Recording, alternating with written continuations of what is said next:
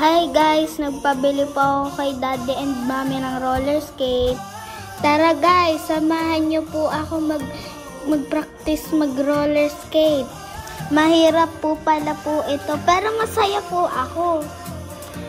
May pinuntahan po kami ni tita na maganda ang daan para mag-roller skate. Tingnan niyo po, ang saya-saya ko po. Kahit kinakabahan ako. Ito po, papunta po ako kay tita.